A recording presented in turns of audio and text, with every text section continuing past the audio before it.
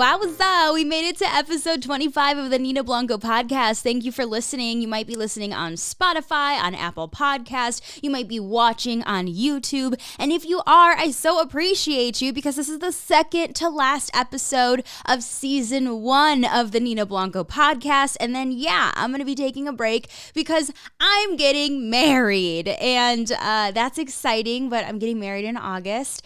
And it's just kind of like the last couple of months. I have a bunch of things coming up and I'm like, okay, I might need to take a little bit of a break from the podcast, but I did explain before and I'm just going to explain it one more time because I'm really excited about it. I'm kind of excited for this mini series that I want to do for the podcast. I want to do a mini series. Hopefully I can bring all of my equipment on flights and stuff with me when I go to Chicago for my bridal party, for when I go to San Diego for my bachelorette party, and for other festivities along the way. So I want to create a mini series out of all that wedding stuff. But here we are already a minute and a half basically into the podcast, and I haven't gotten to our Friday ritual yet.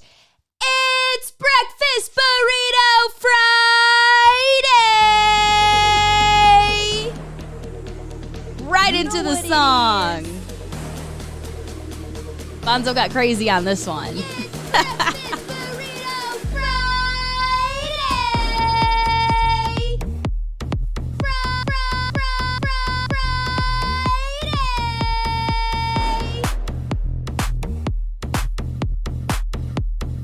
Get your burrito.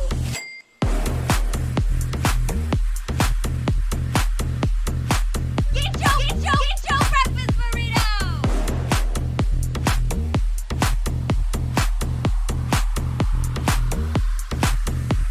It's Breakfast Burrito Friday!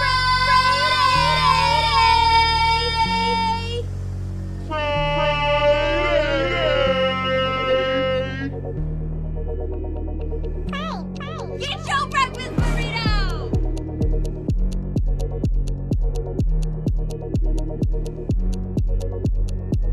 It's Breakfast Burrito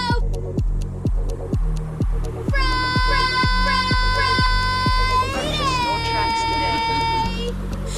So much fun. I love my breakfast burrito song. I'm so glad that I made it earlier this year, a couple months ago.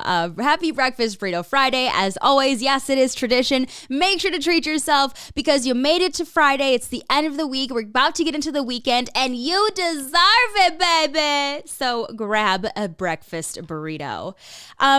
So if you're watching on YouTube, you might notice that I put my topics that I'm going to be talking about on the side there, and what's not on there, which is usually on there, is Get Into It Yeah. I talked about this a little bit last weekend. I was like, I'm just not going to do it. I mean, Johnny Depp, Amber Heard, they're going through trials. Kim Kardashian, Blac Chyna, they're going through trials. I don't got to tell you this stuff because TMZ and everything else, they're on it. So I really don't need to be the one to I'm not breaking any news. You know what I mean? I'm putting this podcast out on a Friday, covering stuff that's been out for a week already.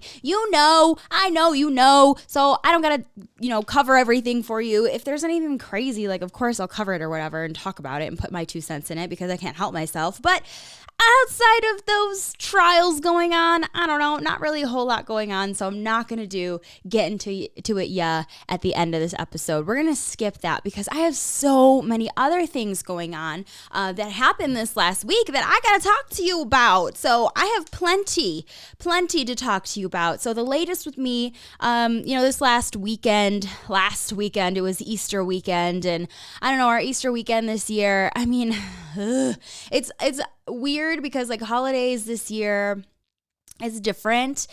Last Easter was great. I loved last Easter. It's one of my favorite memories, but I'm trying not to cry, but of course it has to do with Chester. It's last year was a really great Easter and this year it was just different. And we just hung around. We hung around the house and cleaned up, and we're getting, ready for wedding stuff. We're getting ready for guests to be coming in. The boys' cousins are coming in this weekend, and we're going to go up to the mountains with them and hang out with family, and it's going to be a lot of fun. And so we were just, doing house stuff, doing yard stuff. It's spring. That's what you do.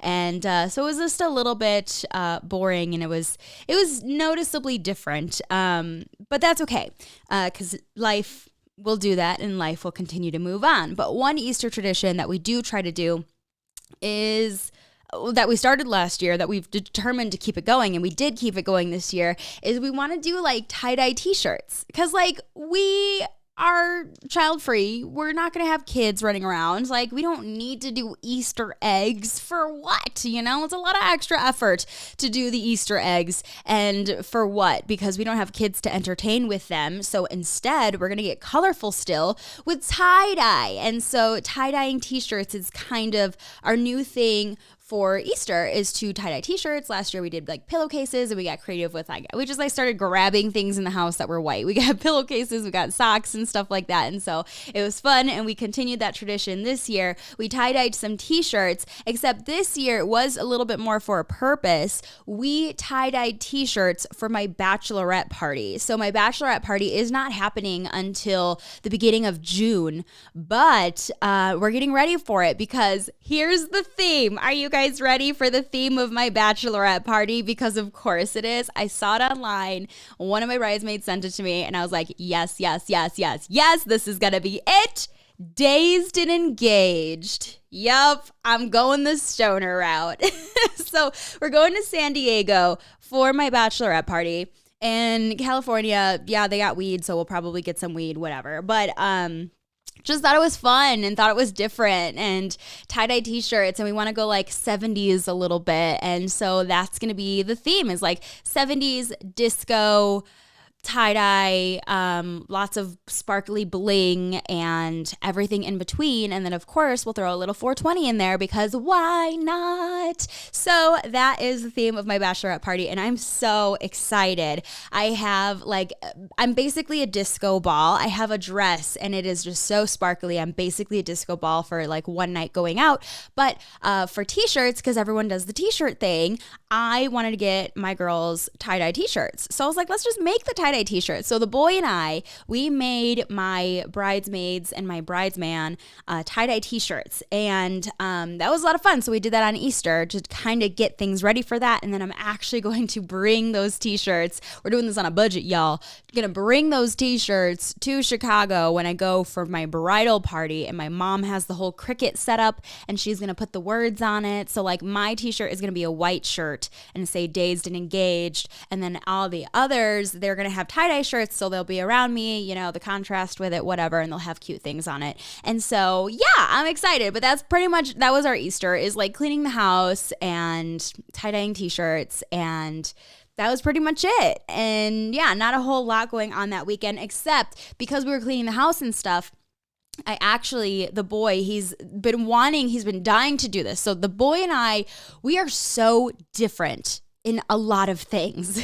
One major thing is like organization. Like I am, what do they call it? Like when things are like a complete mess, but I know where everything is. You know what I mean? I am that person, and things can get messy. And so our guest room, since guests come and go, and when guests aren't here, I primarily use the guest room as my closet. My closet for my clothes, for my jewelry. I do my makeup in there. I hang out in that room more than I hang out in our actual bedroom.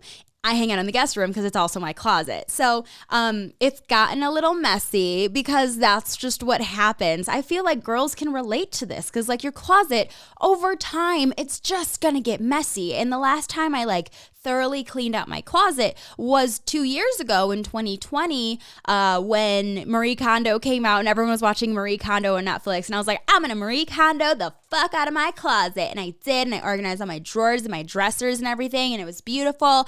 But that only lasts for so long. Here we are, a year and a half, 2 years later. And so it is time to clean out that closet. And the boy has been dying to help me clean the closet. So finally, I'm like, you know what? Like, we're cleaning the house. We're doing a deep clean. Like, do you want to clean my closet? And he got so excited. He was like, yes, let's go clean your closet. So I'm like, all right, bet, let's go. So he starts off by taking everything out of my closet except for the hangers and the clothes that were hanging up. But we took everything out. We took all of my shoes out. We took the shoe racks out. I had boxes in there that was like on the top of the closet. I had, I don't know, stuff just kind of shoved in the corners, like papers and stuff like that. And he took everything out and we put it in piles and we went through the whole process. And then, of course, you know, you have to go through everything. So it took a little bit. It did. But I found two things in my closet that I want to show you. Okay, thing number one, I got this in 2020. It was my 30th birthday. And my mom sent me a box filled with like childhood items, and like she gave me like my baby pictures, and you know, there comes a day when the parents get to do that and they're like, here, take your shit because I don't want to store it anymore, you store it. So it was one of those boxes. It was kind of a smaller box, but that's okay. And she made it cute. She gave me birthday cards and other things in there, gifts, whatever. But she included some childhood things that like a wooden sign that was in my bedroom for the longest time, and childhood pictures and stuff like that. And she also gave me a Barbie doll that I was never allowed to play with. Let me show you this Barbie doll before I get into the story. Are you ready for this? It is a Selena Quintanilla Barbie doll. And if you're looking on YouTube, you're like, ooh, that Barbie doll is looking a little busted. What happened over there? Look at her hair. Okay, so this Barbie doll, I forget the year, but it was in the 90s. It was after she passed, and she has a boutique still up and running to this day in Texas because Selena loved designing clothes and she wanted her own boutique. And so she did that. And she, eventually there was a Barbie doll created, and this is her iconic purple outfit. You see a lot of like Halloween costumes with this outfit. And this is just one of her iconic outfits. This is the one she did in the Texas whatever place. And so this outfit is just so iconic, and they made it into a Barbie doll. And so when I want to say I was around 8 years old, maybe. So maybe like 1998-ish, which I guess that matches up with the timeline after her passing and everything. But yeah, we went down to Texas and we went to Corpus Christi to make a special stop to go check out Selena stuff. We wanted to see the coast, of course, and the boardwalk, but there's also a Selena statue out there. We wanted to go to her boutique. We saw her gravestone. And so it was kind of like a little mini Selena fan trip that we took. And when we went to the boutique, they were selling these Barbie dolls, and I was like, I want that Barbie doll. Mom, please, can I have this Barbie doll? And I think at the boutique, I can't remember leaving really with anything else. Like, I don't even know, maybe I got like pencils or a t-shirt. Like, I don't even know what happened to that stuff. I don't remember even getting a t-shirt from the boutique. I only remember getting this doll. So I got this doll, and my mom is like, okay, I'm going to get this doll for you, but you cannot open it. And I was like, wait, why? It's a doll. That's what you do. Because my mom goes, well, here it is. It's the Selena doll, the original. And it says right here, limited edition. And so I was like, I can't open it and play with it. She's like, nope, you can't. So that was kind of torture. That was torture for an 8-year-old to buy them a doll that they really, really wanted and were begging for. And so sure, we'll buy it, but then you can't play with it. So, oh my gosh. So here it is in the box to this day. But my mom had to take this doll away from me because I had it in my room for a while and I promised not to open it, and I never did. But some of the glue on the plastic and the cardboard at the top came undone. And so I started, because I wanted so badly to play with this Barbie doll. What I did is I started to like stick my fingers up into this opening here, and I wanted to like play with the doll, and I just wanted to touch the doll. And so I would like play with her hair through this opening at the top. That's why her hair is all messed up inside of the box now, because it's got an opening here, and I would just go into that opening. I might as well open this up. Right? Like now, like this is mine. My mom gave up. She gave it to me. It's not worth anything. I think we looked it up online and like, I don't know, maybe $25. Like it's really not worth a whole lot, but it means a whole lot to me, to my mom. Look at the back. She's got like pictures, the whole bio and everything. But this doll means a lot to me and to my mom. And she gave it to me for my 30th birthday. And I still have kept it in the box and just in my closet because that's where it was. My mom had to take it away from me because she saw what I was doing. And she's like, oh my gosh, you're messing it up. And she took it away from me and then kept it in her closet from like age 10 and up. So for the last 20 years, she had it in her closet and I was never allowed to have it. But now she gave it to me. And it's like, I don't know, I'm conflicted. She has little silver shoes in here and there's a hairbrush and her outfit. She has a microphone on her hand. I feel like I should open this up. Maybe I'm undecided, so I'm not going to do it right now. But one of these days, and when I do, I'm going to brush her hair and I'm going to play with her. Oh my gosh, should I get a boy doll and pretend he's Chris? Now kiss. But I found this in my closet. It was there, and the boy was like, oh my gosh, you have a Selena doll. And I was like, yeah, my mom gave it to me finally for my 30th birthday, and I never showed him. But I wanted to share that with you because I have this Selena doll, and that's why her hair is all janky, because I was an 8-year-old child who was basically just being tortured and wasn't allowed to play with my doll. So here it is. I also wanted to show you something else. So the boy's going through my closet, and he's like, what are all these books? What is this? And I was like, oh, it's my journals. So I, growing up, like had a diary, but I was never good at like writing, like taking the time to just sit down and write in my diary. Like I would, and it would last for like a week and then I would forget about it. So like those little childhood diaries, I just don't have them. But when I started in radio, I actually started up journaling the way that I had always wanted to for my radio shows. So I had started journaling when I had gotten my first full-time job as the night show host at 101.5 CIL-FM in Carbondale, Illinois. And I started journaling all of my shows. So check out these journals. These are my radio journals. Look at this. There's so many journals. So all of these, oh, they're falling everywhere. All of these are my radio journals that I have kept from, was that 2011? I think probably my first journal is in 2011 and going on. And every year I would grab a new journal. So some of these, I'm not going to lie, are only halfway filled out. But it's really fun every once in a while to just go back through some of these journals and see what the hell I was writing about. One of these journals also I think is really cool was my trip to Japan. My mom, when I went to Italy the first time in high school, she was like, you should keep a journal and write each day at the end of the day what you did so you can remember everything. And I did do that. I have that Italian journal somewhere else. I need to find it. But I did the same thing for Japan. So I have a Japan journal in here, which is cool. No, not Japan. In Malaysia. It's a Malaysia journal. And then, my radio journal. So I want to read from one of these journals, but I don't know which one. I haven't like gone through and pre-picked something. So we're going to go at random and hope we can find something good. I know this is a more recent journal. We're going to skip that. This is a 2019-2020 journal that I like didn't even fucking use. Oh my God, this is from 2013. This one is from, I don't know. I didn't write the year on that one. Not good. Not good, but that's okay. But okay, here's what we're going to do.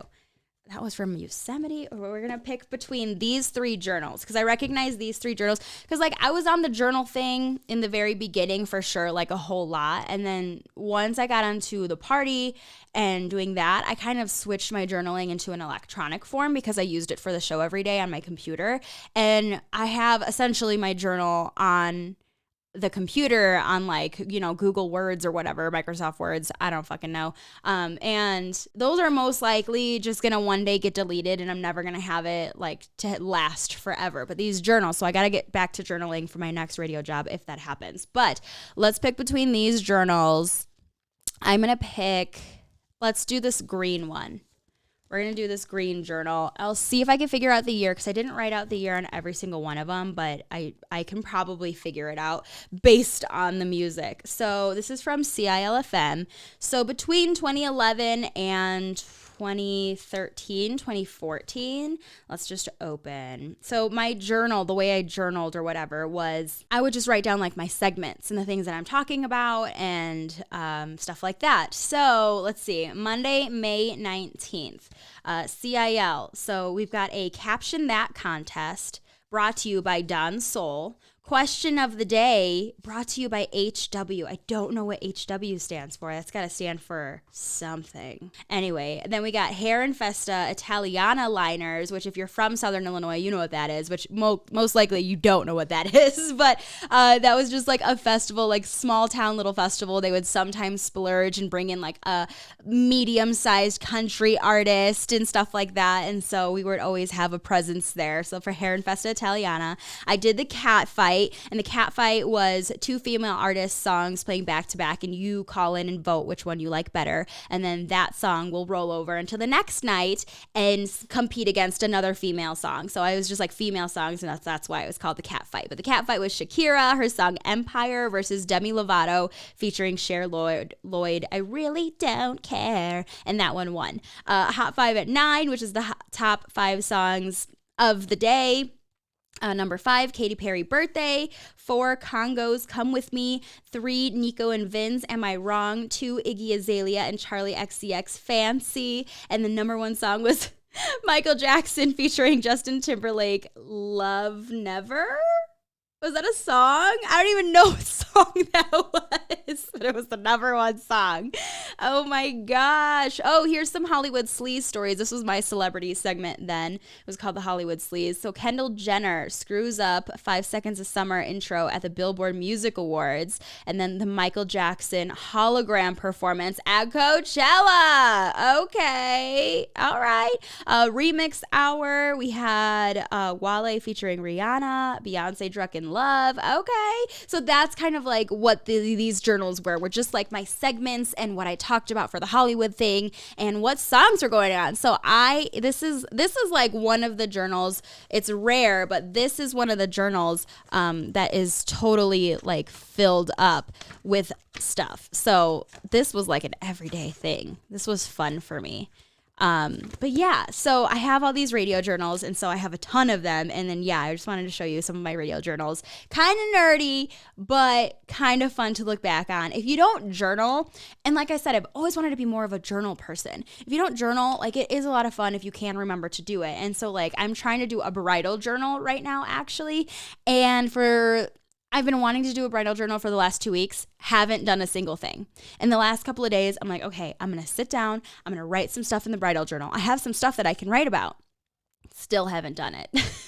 So it's just sometimes it's like you have to just force yourself to find that time and just sit your ass down and journal because it's so worth it. It is so worth it later on. If you follow on Instagram, you know that I have had a lot of things going on this week, but one thing in particular like really, really shook me. I think it was this past Monday. I went out and I was like, I'm going to go shopping for myself because I'm excited because I cleaned out my closet. I got rid of some clothes. So I'm like, okay, need to fill the hangers back up. That's my toxic trait. What can I say? And so I was like, let me go shopping because I haven't spent any money in a really long time. As you know, I shouldn't be spending money because my broke ass, I'm unemployed and everything, and I got a whole ass wedding to pay for, and you know, I shouldn't be spending money, but I do need to spend a little bit of money on like new outfits and clothes and stuff like that. So I have been doing that. And so I was like, I want to go real life shopping because like shopping on the internet, like, okay, it's fun, whatever. And it's cute. Like whenever you get a delivery, you get excited, but something about just shopping in person is what does it for me. So I was like, I'm going to go shopping. I'm going to go shopping for myself. And I bought some clothes and I bought some household things at TJ Maxx and whatever. And then on my way home, I was like, I gotta go to Walgreens because I need to buy nail polish and razors. And so pull up, I'm in my car and I'm just sitting there for like a little bit on my phone, like texting people back, whatever. And then I see someone, I look over to my left and there's like some person on like the part of the parking lot that is a little bit more like empty. They're walking across the parking lot. And I was like, I don't know if this person's going to like knock on my window and I don't want to be in my car. I'm going to lock my doors and like try to get in. So I see someone coming and it's just like, a safety thing. Being a girl, like guys don't have to think about this kind of shit, but girls do. So I saw someone kind of approaching and I was like, okay, time to dip. So I actually got out of my car, locked the doors, closed the door, and I was like, not like noticeably speed walking, but probably walking a little bit faster than I normally do to go inside. And so I'm like almost to the door. I'm essentially at the door and I hear this person speak out and they say, "Excuse me, miss, can you please help me with something?" And I was like, I did the usual and I feel bad about it, but sometimes you're just in that kind of a situation and you don't know what else to do. But I did the usual of, "Oh, I'm so sorry, I don't have any cash on me." I was like, but I did tell him, I was like, but I'll go inside and see if there's something that I can do. Maybe I can get cash back or something. And he was like, no, no, no, no. And this guy, his voice was like cracking a little bit. And I was like, "Are you nervous? Or maybe sometimes you have like vocal strain or something?" And I was like, what is that? And as he's talking to me, I realize it's like, oh my gosh, this is like a really young kid. Like his voice is cracking because of puberty. And he was like, "No, I'm not asking for any money. I was wondering if you could help me and if you could buy me milk and cereal to eat." And I was like, "Oh, you want me to buy," he's like, "milk and cereal if you could." And I was like, yeah, I can do that for you. Absolutely. And he goes, "If you want, I can show you which kind." I was like, yeah. I'm like, "Come in the store with me. Let's go." And we were right at the door. I was literally at the electronic door, whatever. It's already opening up because I hit the trigger and like, I'm right there in the door. So it's like, in terms of like, I don't know, being a female and safety and everything like that, don't talk to strangers or whatever. And I don't know this man. But it just ended up being one of these scenarios where like someone just needed help. And even more than that, a kid just needed some help. And he asked me if I would buy him some milk and cereal. And I was like, "Yeah, dude, I'll buy you some milk and cereal. Let's go." And so we walked in the store together and he said, "Thank you." And he's like, "I'm 15 years old. I'm homeless." And I was like, "Oh, I'm really sorry to hear that," as we're like approaching the refrigerated section. And so we go and we look at the milk, and this is a Walgreens. And to be honest, they weren't very well stocked. And this isn't a grocery store. So like, why should they be? And in terms of milk, I felt really bad because his milk options were so limited. Like they were out of stock essentially of a lot of different milk products. And so the only milk that he could find that was like decent for him to have was like whole milk, which I was like, "Oh, honey." I was like, but maybe that'll like, I don't know, fatten him up and extra calories. I don't know. But he grabbed a little half carton of whole milk. And then we went over to the cereal section and he picked out some cereal. And as I'm standing there, I was like, "Yeah, you can pick out whatever you want." I was like, "You can get a family size. Like you can get a big box. It'll maybe last you a little bit longer." He was like, "No, that's okay." And he just grabbed like a regular size box of Captain Crunch. And then he's like, "I'm sorry, but do you think I can get like bowls, like plastic bowls and spoons?" I was like, "Dude, yes. Like let's go find the bowls and the spoons." So we grab him some plastic bowls and we grab him some plastic spoons. And then my stupid environmental mind was like, should I get him a plastic bowl that is reusable? But then I was like, how is he gonna clean it? I don't know. That's milk. It's gonna go bad. And I was like, you know what? Fuck it. I was like, he can use these fucking plastic bowls. Shut up, Nina. So like, these are just the things that go through my mind, is like, how could I be environmentally friendly? And it's so annoying. But he picks out his bowls and stuff. And so we go to stand in line together to check out. And so we're standing in line. He goes, "Yeah, I'm only 15. He's like, "I'm homeless." I was like, "I'm really sorry to hear that." He goes, "My mom abandoned me." And I was like, "Oh shit, dude." I was like, I'm terribly sorry. And I just like didn't know what to say. I was also, because of how emotional I am, like trying not to cry. So that's kind of why I didn't say a whole lot either, because I was just trying not to cry.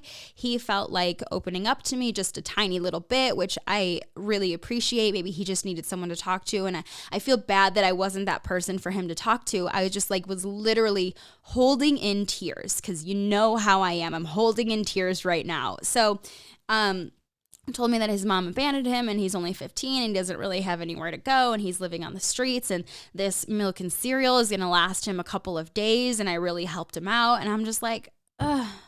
And then like, of course all these thoughts are going through your mind of like, what can you say to help? And I chose not to say this because this is one of the things that went through my mind was like, oh, well, you're 15, 16, you can get a job. Like maybe you can even get a job now at 15. But then like, no, because if he doesn't have parents and he's probably not going to school, you can't get one of those job permits. And so I was like, I just chose not to say anything.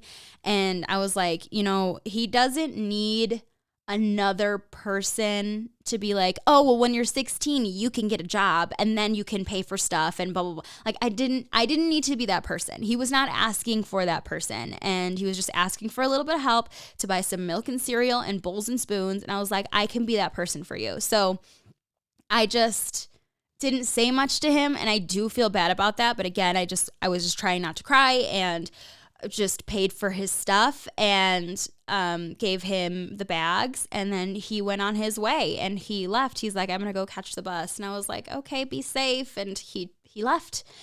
And I feel for this kid, and it's like, oh my gosh, there are 15-year-olds. There are 15-year-olds who don't have a home to go to, who don't have parents, who don't have guidance, who don't have people there for him, who are in such a predicament because he can't get a job. How is he supposed to get money to feed himself and get on the bus to go to whatever, hopefully shelter or a friend's house or an aunt's house or something? I don't know. I don't know the answer to all of that, but it's so sad and it's so heartbreaking that is the reality of some people who live in this world. And I'm like, that's such a hard life to live. And that obviously wasn't by his choice. Like he didn't ask to be brought into this world. His mother who abandoned him, I don't know her situation. I don't know. So it's hard to even comment on that. I shouldn't comment on that because I don't know. But it's like one of those things where, if you're not in a position to have kids, then don't have kids, because then later on when those kids get older and more complex and more expensive and you couldn't handle it in the first place, you definitely can't handle it now, the mother abandons him, and now we just have this 15-year-old unhoused homeless child asking strangers in the front of Walgreens, can you please buy me some milk and cereal? He bought Captain Crunch. You know why? Because Captain Crunch is delicious and it's sugary and it's addictive, and he's 15 years old. He's a kid. Who doesn't love Captain Crunch at 15 years old? So, oh my gosh, it's hard and it breaks your heart. Ooh, don't cry. Hold on.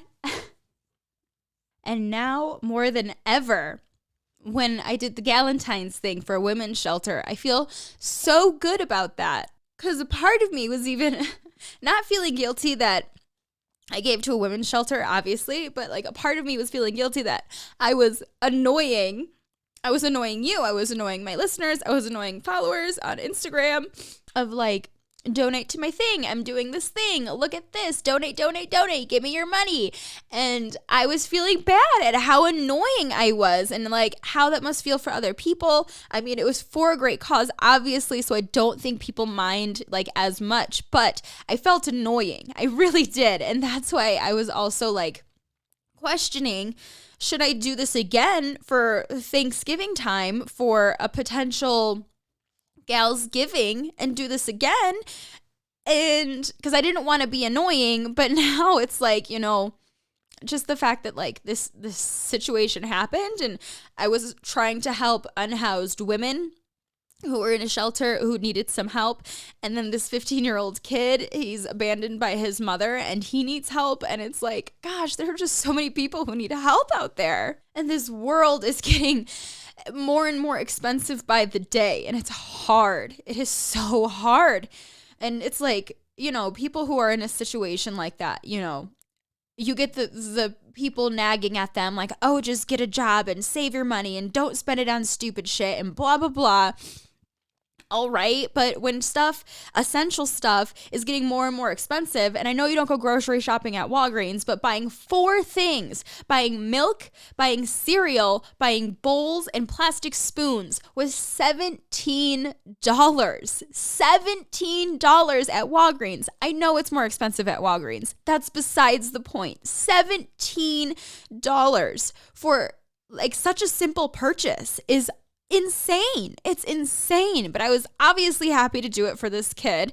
And like kids like him, okay, when he grows up and he can get a job, how in the hell is he supposed to save enough money for like his first and last month's rent, plus worrying about next month's rent, plus having to buy more milk and cereal that's costing $17? Like, how is a person supposed to get ahead when everything is getting more and more expensive? It's so not fair. It's so fucked up. I know I'm preaching to the choir right now because everyone's probably feeling the same way. We're all feeling that inflation, right? And I don't know. It was super fucked up that the kid was in that situation.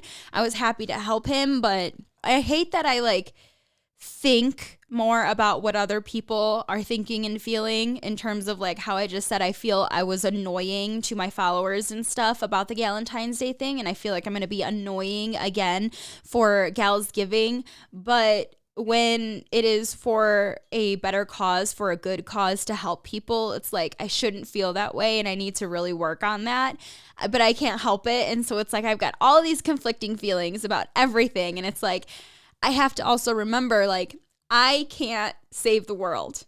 And that's the hardest part about being a fucking emotional roller coaster and being a Cancer and being an empath. And I want to be able to help as many people as I can just in my day-to-day life, and I don't know, and just entertain and help for the better if I can, but I can't help but like think about everyone, and I want to save everyone, but like that's not possible.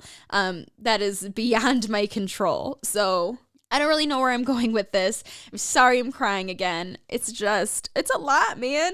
And what really gets me is all these other fucking asshole 15-year-olds. And I know it's not their fault. They're just teenagers being teenagers and spoiled brats because their parents spoiled them. But it's like, you look at this kid. He's 15 and he was so polite to me and he just wanted a meal.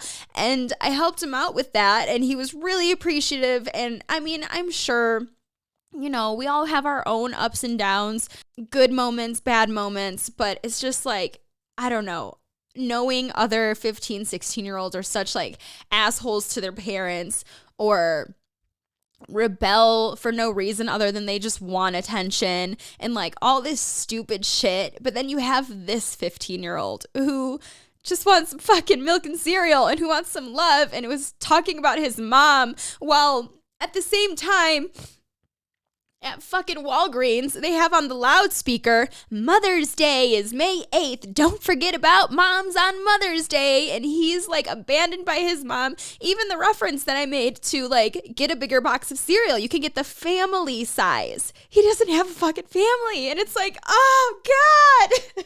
Like that poor kid. It's just sad. It's just sad, man.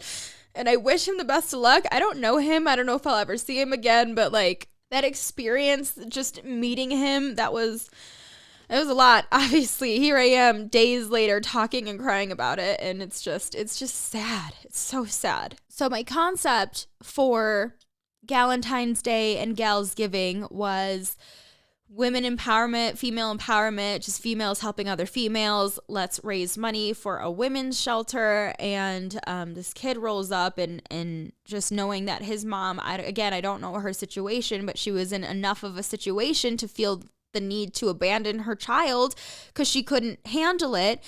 If I can continue Gals Giving and Galentine's Day and help moms who are in a situation and women who are in a situation so that they don't have to do this to their future kids and maybe one less 14, 15-year-old ends up on the street by themselves, then fuck.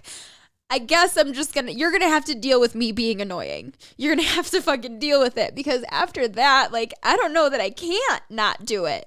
You know what I mean? And we've just gotta help each other. It's hard.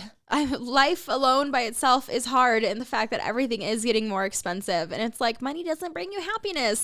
The fuck it does. It really fucking helps, okay?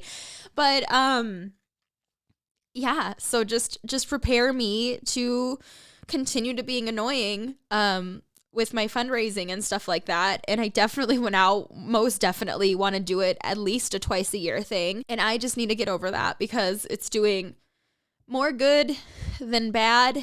And I think people appreciate it more than they find it annoying. Hopefully after hearing this, you can understand a little bit, and you can also just feel free to tell me that I'm crazy and caring about how annoying I potentially am to other people, but that is who I am. Gals Giving this November, just gonna definitely be coming. I'm gonna have to be looking into starting a freaking nonprofit, which is just nerve-wracking because I don't know anything about that.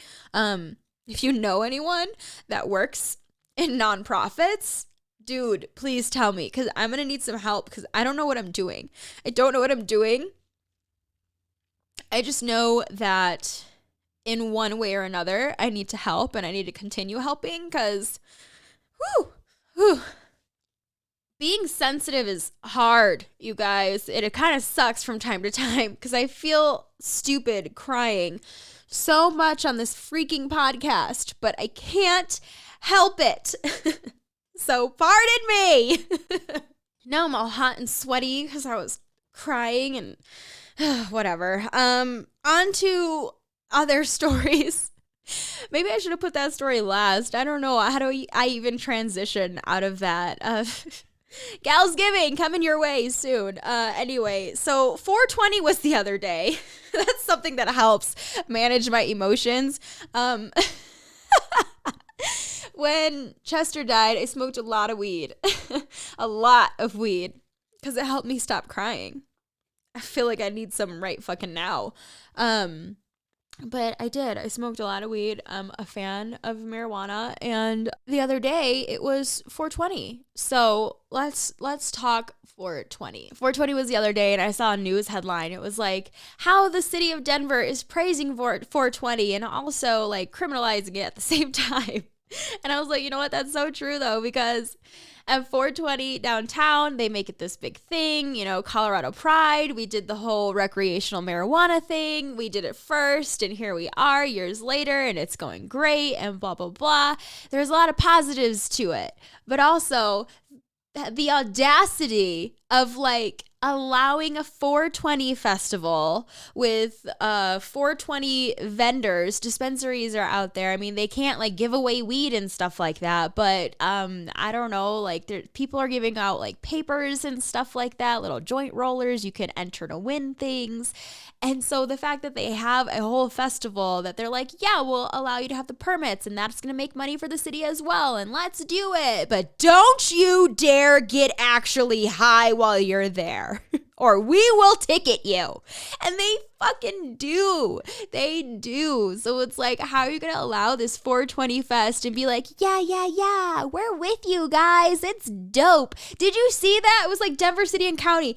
Oh, where's my phone? Did you see that fucking post? They posted some bullshit where they try to be like cool and throw in like stoner lingo and this is dope and see you there, Holmes. Like, I don't know. They put some stupid shit in a Facebook post, and I was like, if y'all don't shut the fuck up. It's infuriating a little bit, because like the fact there are still people in jail for marijuana, that hello, and allowing this to happen in our city so that you can profit off of it, but at the same time you're going to profit even further by ticketing people who are partaking, and it's just annoying. It's just fucking annoying. But 420, I didn't go downtown this year. I don't know, I wasn't feeling it. And 420 this year, it was the first time the festival was going on since COVID, so I'm sure it was like a fun time and everything. And I think Ice Cube was performing, so that was cool. But I did want to share a funny 420 story with you. This was 420 in 18. Nope. Yes, in 2018. This was my first 420 in Denver because I moved here in 2017, but I moved here after April, so I missed that one. So my first 420 in Denver was in 2018, and I was working with Flow 1071, and it was a lot of fun. And Flo was there. They had a big presence there. We were like one of the only radio stations that were out there because all the other radio stations are still afraid of marijuana and doing anything with money and advertising and stuff like that. So a lot of the other radio stations kind of stay away. But Flo's like, fuck it, let's go, which is what I loved about them. And so it was a lot of fun being out there. We had a tent. We were broadcasting. I did stage announcements, and Lil Jon was there. So we did like stage announcements for Lil Jon, and that was a lot of fun. It was so cool.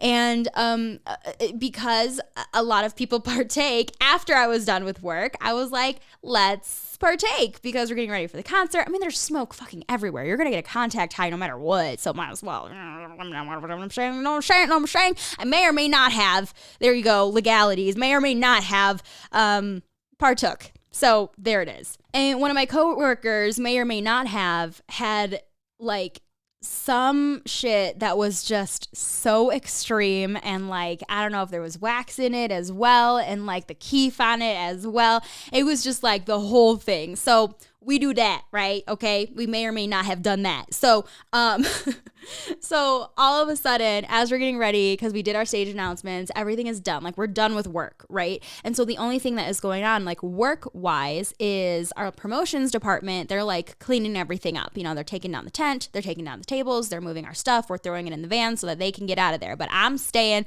because I want to see Lil Jon. I'm here for the concert, right? So work time is over, we're blazed, and the concert's getting ready to start, and I think Lil Jon, I don't know what happened, but he was just like taking a little bit of time to get on stage while everything is like packing down around me. And so everything that where we were was like essentially right in front of the stage, a little bit back, but like right front and center, and they had like barricades around us so people couldn't get in to like mess with our equipment and stuff like that. And so I have these barricades around us, and so I'm in the middle of this barricade, and everyone else all around the barricades are like squished in because people are excited. People are excited for 20. They know the concert's about to start. They know Lil Jon's about to take the stage. People are excited. And so the crowd, you can kind of just like feel the energy, and I'm there, and I had a cousin in town, and she was there with us, and then some coworkers just stayed, and we were in our little barricaded area. And people were getting pissed at us. People were like, why do you get to go in there? I want to go in there. I want to look at all this space. This is so much space. It was a huge space that they had barricaded. I'm not going to lie. I'm not going to lie to you. But they were like, move this fence. Can we just move it? Can we go in? Blah, blah, blah. And I was like, I don't know the answer to these things. And I don't know. And I was like super high, you know? So I was like, fuck. And the paranoia started to set in the more that people were yelling at us because we were just in the middle of this thing, and Lil Jon starts and people are excited and people are starting to dance and stuff. But the people behind us that were behind this little barricade were like, fuck that. What the hell? I want to get in there. Move this fucking. And they're like shaking it, and they're like, rah! And so it's getting more and more intense. And I was like, oh no, because the marijuana is like really starting to kick in now. And I'm like, the paranoia. And I was like, I had to go.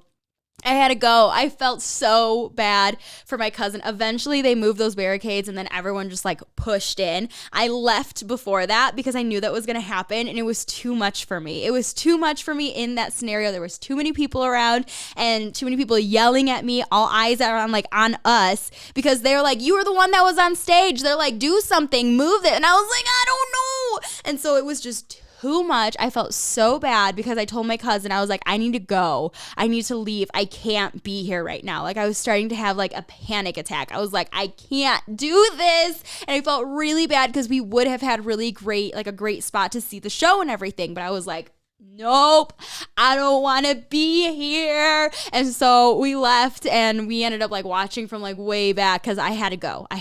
But the paranoia, it was setting in. It was too much for me, and I ruined it for my cousin. So I apologize, but I had to go.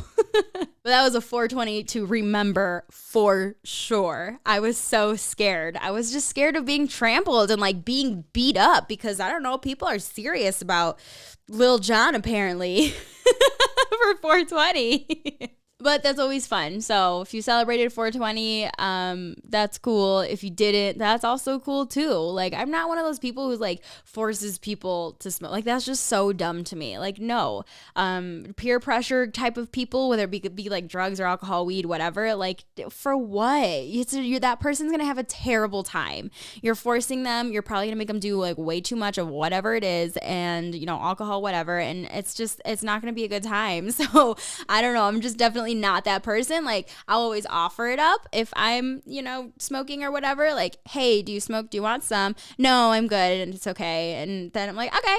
And then I don't anymore. I'm not going to try to pressure anyone. Like, that's just so dumb to me. And then they're going to hate it for the rest of their lives. You know what I mean? And because I'm a lover of marijuana, I like it. I'm a proponent of it. I don't want to make people hate it. So why are you going to force them to do too much when you know they're going to have a terrible time? Don't do that. Don't be that person. Speaking of being that person, I was a little bit, it was interesting because we're looking at mini moon ideas. So we want to do like a real honeymoon somewhere tropical on an island, in a bungalow, on the water. I don't want to see no one. And we're going to have eventually one of those honeymoons, but it'll probably be early 2023. So after we get married this next August in a couple of months, we wanted to go on a mini moon and we'll just like go somewhere cool in Colorado because we love Colorado a lot and we haven't been to like the southwest part of Colorado. So we were thinking like maybe we'll go somewhere southwest Colorado because we haven't really explored that part of the state yet.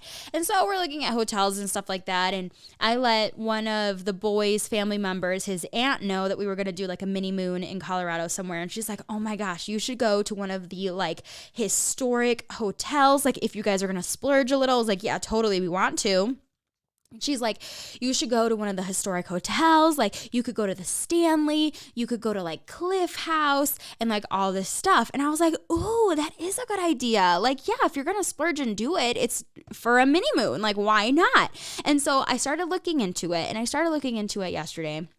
And as I'm looking at like hotels and stuff like that, like I started Googling just like hotels in Colorado, and that's not helpful because that is too broad of a search. So then I was like, let me find a list. Let me find a list of like historic hotels in Colorado. So I found a good list for that. And then one of the ones that she mentioned that was also on the list was like Cliff House. And I was like, that sounds cool. Is it on a cliff? Like, I don't know. Let's check it out. So I go on the website and I check it out, and they have like these presidential suites and like super high ceilings and stuff. I'm like, that's kind of cool. Okay, I can see then like it's fancy schmancy. They got chandeliers and stuff in the lobby and whatever. So I was like, that could be fun, maybe a night or two. And then I was like, let me look at these suites because all of the like high-end presidential ones are going for like $500 a night.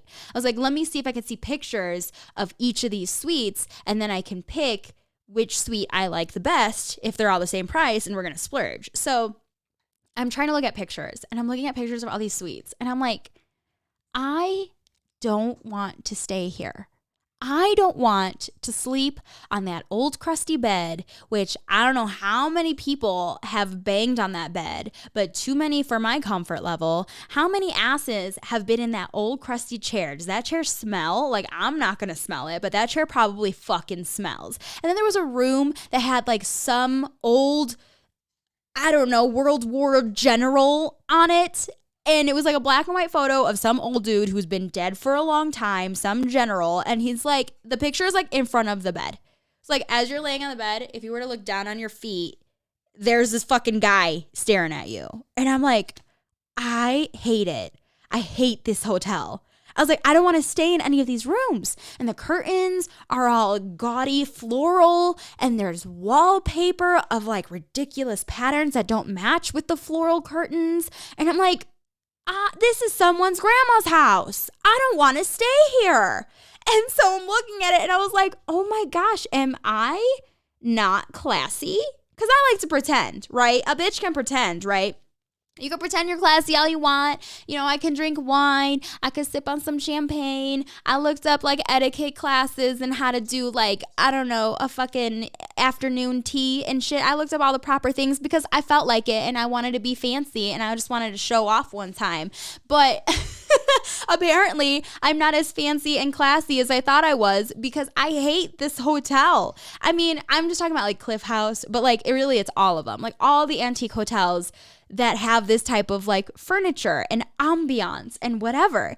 And that's always been one of the things, right? Of like a themed hotel, antique hotel, historic hotel. Think about all the cool people that have been there, which is cool to think about. But also looking at that crusty ass couch, I don't want it. I don't want to be by it. I don't even want to smell that room. That room probably smells pretty musty. And it's nothing against the hotel staff, nothing against them because there's nothing that they can do about it because it's really old furniture. And those smells are in that wallpaper. Those smells are in the carpet. Those smells are on that ugly ass floral comforter on the bed. And you can't get it out no matter how many times you try to wash it. And so it's nothing against the hotel specifically and nothing against staff or anything like that. It's just not my vibe. And so I don't know, maybe I'll save us a little bit of money because I don't really want to go to one of these historic hotels to stay at. I don't want to. Like the furniture and stuff is not doing it for me. Like I don't even want to show this off on my Instagram. What am I paying $500 a night for? You know what I mean? So I am apparently not classy because I think that these classy, antique, historic hotels are actually old and crusty. And I said what I said, and I will not take it back. So we have to figure out somewhere else to go for our mini moon in Colorado. If you have suggestions in like Southwest Colorado, I'd love to hear it. I told the boy, I was like, I'd rather go camping than to stay in one of those old crusty hotels. And the boy, he's like, yeah, I kind of agree. And I was like, it would be cool, like the Stanley and everything like that. I was like, I would do one night in the Stanley. Like, I'm such a scaredy cat of ghosts and stuff like that. But I would do like one night in the Stanley and deal with it. And he was like, well, he's like, I don't know about that. He's like, I don't want you to be scared on our honeymoon. And I was like, oh, that's really sweet. He's like, I don't want to have to deal with that. And I was like, oh, how dare you? Because I'm so dramatic when it ghosts and creakings and oh my God, I would be so freaked out if I ever stayed in the Stanley Hotel. I don't think I could do it. I don't know. I could do it. Maybe I could do it one night. I could do it for one night and that's it. But I would be scared and complain the whole time, which is why the boy said that. But okay, I laughed, I cried, I did all of it on this episode of the podcast. This episode was all over the place. I had stories left, right, front, center, in the back, all around the corner. I had stories all over the place in this one. So I'm sorry for that. I am an emotional roller coaster. This is just a day in the life for me. So imagine how the boy feels. But let's play you this Breakfast Burrito Friday song one more time. Because you deserve it. You know what it is. Don't forget that you deserve it. It's Breakfast Burrito Friday! Friday!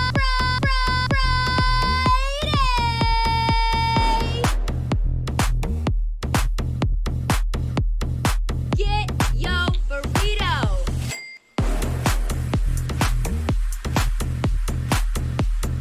Get your breakfast burrito!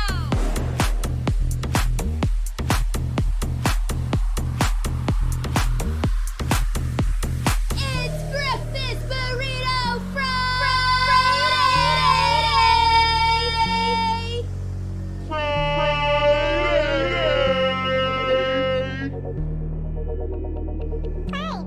Get your breakfast burrito!